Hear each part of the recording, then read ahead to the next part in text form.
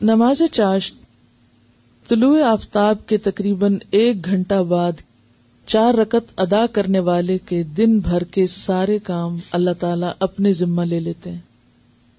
ٹھیک ہے. نماز چاشت کا وقت کب ہوتا ہے؟ تقریباً 1 گھنٹہ بعد سورج نکلنے کے. لیکن اس کا یہ مطلب نہیں کہ 1 گھنٹہ بعد شروع ہوتا ہے اور اسی وقت ختم ہو جاتا ہے. یہ پھر آگے چلتا رہتا ہے جب تک زوال نہ ہو جائے. یہی صلاۃ الضحیٰ ہے. ضحیٰ کا مطلب ہوتا ہے نا سورج کا چمک اٹھنا. ایک ہوتی ہے اشراق، سورج نکلنے کے تقریباً 15 منٹ بعد، اور اس کا کیا ثواب؟ پورے حج اور عمرے کا، کہ اگر کوئی شخص فجر کی نماز کے بعد مصلی پر ہی بیٹھا رہے، ذکر اذکار کرتا رہے، اور پھر تقریباً سورج نکلنے کے 15 منٹ بعد 2 رکعت نماز پڑھ لے، تو اس نماز کا اجر و ثواب پورے حج اور عمرے کا ہے. صحیح مسلم کی روایت میں ہے، طلوع آفتاب کے تقریباً 2.5 گھنٹے بعد جو نفل ادا کیے جاتے ہیں انہیں نماز اوابین کہتے ہیں. ٹھیک ہے. بالکل قریب میں پڑھیں تو اشراق بول دیتے ہیں، ذرا گھنٹے بعد پڑھیں تو چاشت بولتے ہیں، ضحیٰ جس کو بولتے ہیں، اور 2.5 گھنٹے بعد پڑھیں تو اوابین. اصل میں یہ اشراق چاشت ایک ہی ہے، اگر ذرا پہلے پڑھ لیں تو اشراق ہے، تھوڑا دیر سے کریں تو چاشت ہے. ٹھیک ہے. اصل میں صبح کی نماز ہی ہے، ایک طرح سے سورج طلوع ہونے کے بعد کی نماز ہے بیسیکلی. ذرا دھوپ بلند ہو جائے تو وہ ضحیٰ ہو گیا. سورج نکلنے کے تھوڑی دیر بعد یعنی 15 منٹ کے اندر پڑھیں تو اشراق کہلائے گی. ذرا تھوڑی تاخیر کرے اور دھوپ خوب چمک اٹھے تو ضحیٰ کہلائے گی. لیکن بیسیکلی ایک ہی نماز ہے، تھوڑا وقت کے آگے پیچھے ہونے سے نام بدل جاتا ہے. رسول اللہ صلی اللہ علیہ وسلم نے فرمایا، اللہ تعالیٰ فرماتا ہے، اے آدم کے بیٹے، خالص میرے لیے 4 رکعتیں، خالص میرے لیے 4 رکعتیں اول دن میں پڑھ، یعنی اشراق کی. میں تجھ کو اس دن کی شام تک کفایت کروں گا، تیرے سارے کام ہو جائیں گے. اب آپ دیکھیے کہ یہ جو 4 رکعتیں ہیں، ان میں جو خصوصیت کے ساتھ اجر کے لیے شرط رکھی گئی وہ کیا؟ خالص میرے لیے. اچھا، عام طور پہ ہم نفل پڑھتے ہیں تو کس طرح پڑھتے ہیں؟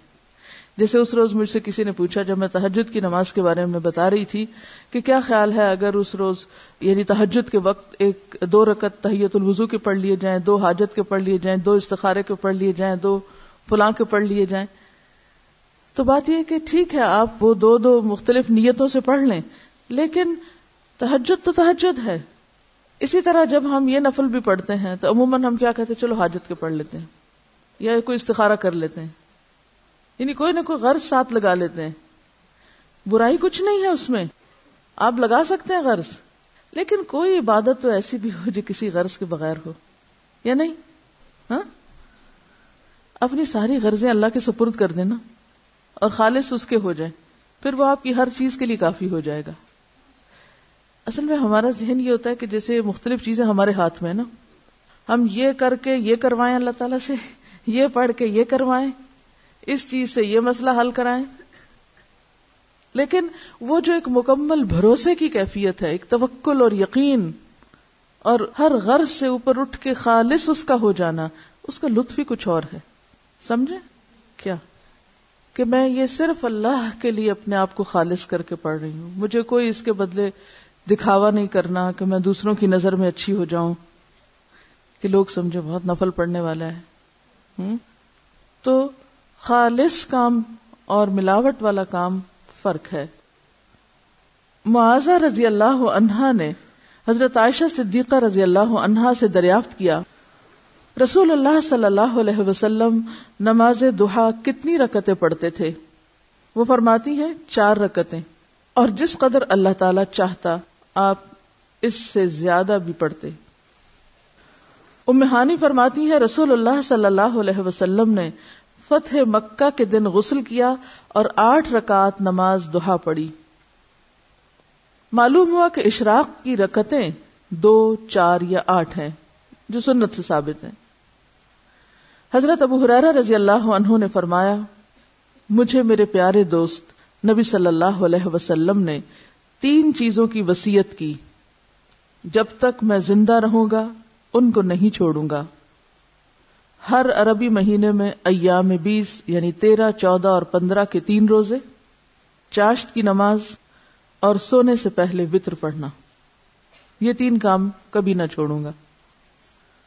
تو پہلی حدیث سے کیا پتہ چلتا ہے کہ ضحیٰ کی نماز 2 رکعتیں ہے, دوسری سے 4 اور تیسری حدیث سے 8.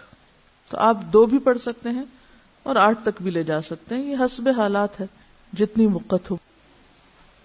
یہ 4 رکعتیں یا 8 رکعتیں 2 کر کے پڑھیں گے, یعنی ہر 2 رکعت کے بعد سلام پھیریں گے. ان کا سوال یہ کہ چاشت کی نماز کتنے بجے ہے. دیکھیے کہ بجے کی حدیث میں کسی بھی نماز کا وقت گھنٹوں کے حساب سے یا بجے کے حساب سے نہیں بتایا گیا.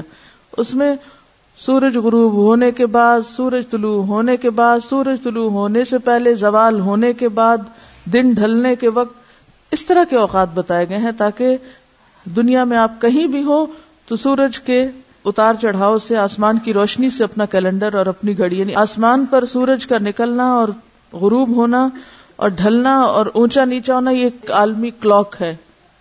آسمان آپ کے لیے کیا ہے؟ کلاک, اور اس کی سوئی کیا ہے؟ سورج. ٹھیک ہے, تو ساری نمازیں اسی سے کسی نہ کسی طرح جڑی ہوئی ہیں, حتیٰ کہ عشاء کی نماز بھی جب روشنی ختم ہو جائے. ایک بات میں آپ کو پتہ کی بتا دوں دین پر عمل کرنے کے سلسلے میں, جس میں آپ کو بڑی سہولت ہو جائے گی. سمعنا واتعنا, سورج نکلا ہے, ایک نیزے برابر ہوا ہے, پڑھ لو, بس پڑھ لی, 2, 4, 8, بس ٹھیک ہے.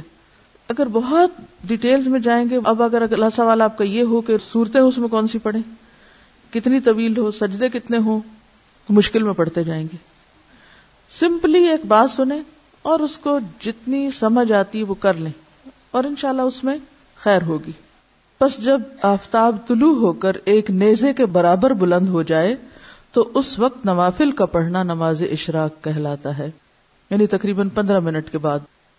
زید بن ارقم رضی اللہ عنہ سے مروی ہے, حدیث میں اس نماز کو صلاۃ الاوابین بھی کہا گیا ہے. اوابین کا لفظ اواب سے ہے. اواب کا کیا معنی ہوتا ہے؟ رجوع کرنے والا, بار بار پلٹنے والا. مغرب اور عشاء کے درمیان پڑھی جانے والی نماز کو جس روایت میں صلاۃ الاوابین کہا گیا ہے وہ مرسل ہے, یعنی ضعیف ہے. عام طور پر ہمارے ہاں کیا مشہور ہے, اوابین کی نماز مغرب کے بعد پڑھتے ہیں لوگ, جبکہ صحیح حدیث کے مطابق یہ نماز اشراق کی نماز ہے. اور یہ جو بار بار پلٹنے کی بات ہے نا, اب یہ ہے کہ جیسے تہجد کی نماز کے لیے اللہ کے حضور حاضر ہوئے, پھر فجر کی نماز کے لیے پھر پلٹے, تو پھر اشراق کی نماز کے لیے, تو یہ بار بار پلٹنا جو ہے یہی دراصل اواب ہونا ہے. حضرت ابو ذر رضی اللہ عنہ سے روایت ہے کہ رسول اللہ صلی اللہ علیہ وسلم نے فرمایا, ہر آدمی پر لازم ہے کہ اپنے جسم کے ہر بند کے بدلے, یعنی ہر جوڑ کے بدلے صدقہ خیرات کرے.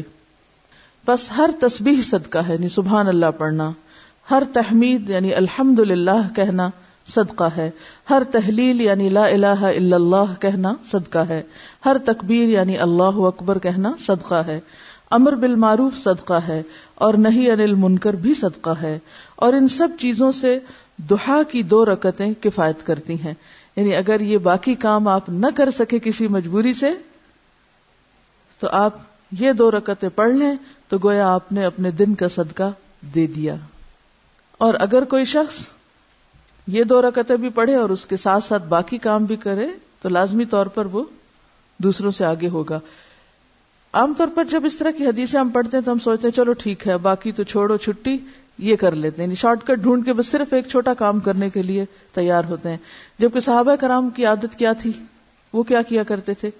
اس حدیث کو یاد کریں جس میں آپ صلی اللہ علیہ وسلم کے پاس لوگ آئے اور کہنے لگے, یا رسول اللہ, مالدار لوگ تو آگے نکل گئے. اور پھر انہوں نے کچھ تسبیحات سیکھی اور وہ ادا کرنے لگے. پھر ان مالدار لوگوں کو بھی پتہ چل گیا, انہوں نے یہ نہیں سوچا مالدار لوگوں نے کہ ٹھیک ہے ہم صدقہ خیرات کرتے ہیں تو اب ہمیں اور تسبیح پڑھنے کی یا کچھ اور کرنے کی کیا ضرورت ہے. وہ صدقہ خیرات کے ساتھ ساتھ تسبیح بھی کرنے لگ گئے. تو اس حدیث کا مطلب یہ نہیں ہے کہ ہم تسبیح چھوڑ دیں اور امر بالمعروف اور نہی عن المنکر چھوڑ دیں اور صرف یہ 2 رکعتیں پڑھ کے مطمئن ہو جائیں. یہ بات کہنے کا مطلب یہ ہے کہ ان 2 رکعتوں کا ادا کرنا اتنا اجر و ثواب کا باعث ہے کہ گویا ان ساری نیکیوں کو کر لینا ہے، لیکن وہ نیکیاں اپنی جگہ باقی ہیں، وہ الگ سے کریں گے تو وہ اصل شکل میں ہوگی.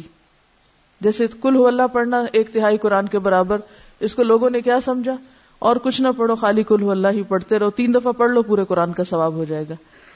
اسی طرح حرم میں 1 نماز پڑھ لو، 1,00,000 نمازوں کا ثواب. لیکن وہ 1,00,000 نمازوں کا ثواب یہ تھوڑی ہوتا ہے کہ آپ کی 1,00,000 نمازیں بھی ادا ہو گئی. تو ہر کام اپنی جگہ کرنے سے ہوتا ہے. ہاں، یہ سمجھانے کے لیے ہوتا ہے کہ اس کام کا اجر و ثواب کتنا زیادہ ہے.